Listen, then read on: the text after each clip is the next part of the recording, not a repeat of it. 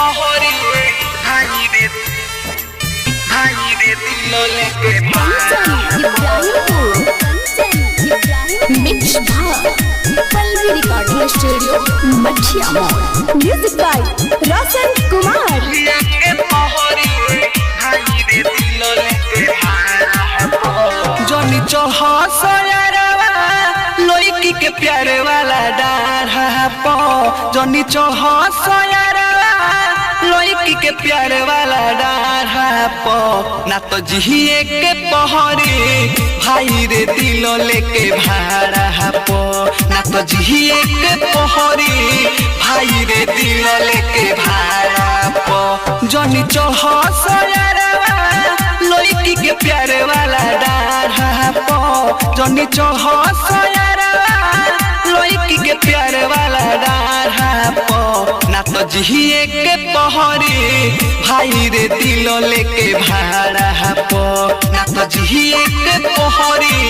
भाई रे दिल लेके भाड़ा पो जिए के पहरी भाई रे दिल लेके भाड़ा पो कंचन इब्राहिमपुर।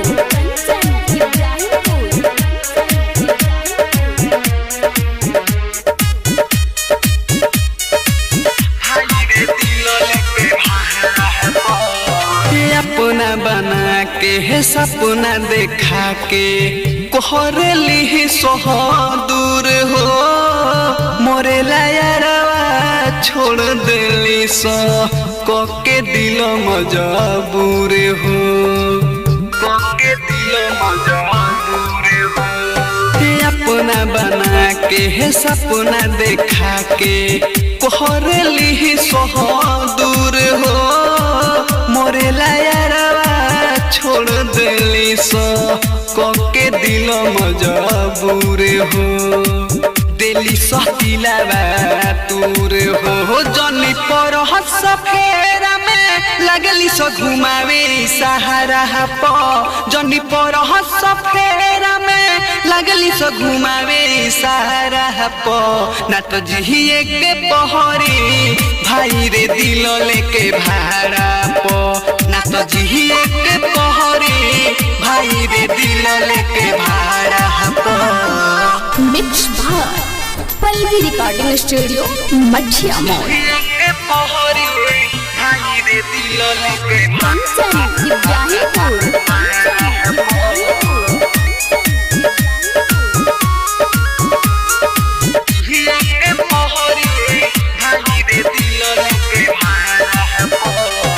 मौका पर धोखा दे के रे यारवा